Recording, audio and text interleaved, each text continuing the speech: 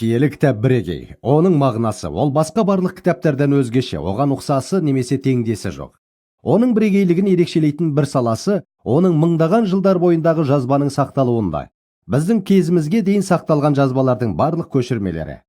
Сіздерге басқа жазбалармен салыстырманы көрсетуге рұқсат етіңіз. Мысалға, егерде Цезарь және Галдық соғысты айтатын болсақ, тек 10 жазбасы сақталған. Платонның жұмысынан 7 жазба, Фукидид 8 жазба, Геродот грек тарихшысы 8 жазба.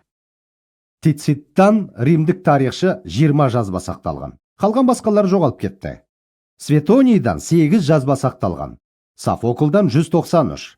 Демосфеннен шамамен 200. Лукрециядан 2. Аристотельдің поэтикасынан тек 49 жазба сақталған.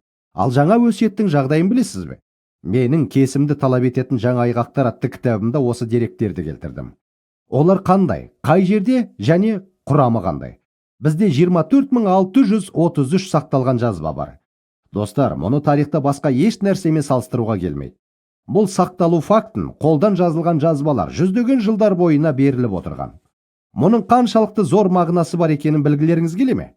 Тарихи жазба ретінде маңыздылығы жағынан қандай кітап екінші болып тұрғанын білесіз бе? Бұл Илиада, Гомермен жазылған. Енді мынау жайында ойлап көріңіз, бұл жазба екінші нөмірмен тұр. Жаңа өсиеттің кітабынан 24633 жазбасы сақталған. Барлық тарих бойында екінші тұрған Гомердің Илиада жазбасынан 643 бар. Бұл жерде мұны мүлдем ештеңемен салыстыруға келмейді. Бірақ білесіздер ме? Сіз әлемдегі әрбір жазбаны өртеп жіберсеңіз болады. Олардың барлығын жойып жібере аласыз. Әрбір киелі кітапты, көне өсиеттің кітаптарын айырмашылығы жоқ. Және Мәсіхтен кейінгі кездің шамамен 100-150 жылдың ішінде, қауым әкелердің заманының 2 және 3 жылынан бастап, сіз жаңа өсиеттің 11 аятынан басқа барлығын қайта қалпына келтіре алатын едіңіз. Жай ғана қауым әкелерінің хаттары арқылы. Сіз бұл қалай болуы мүмкін деп айтарсыз.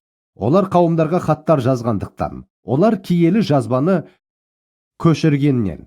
Олар уағыз айту керек болғанда, олар киелі жазбаны өздерінің жазбаларына көшіретін. Оларда 36 мыңнан астам киелі жазбадан, жаңа өсиеттен алынған үзінділер болды. Және кейбір үзінділер 2 немесе 3 тараудан тұруы мүмкін.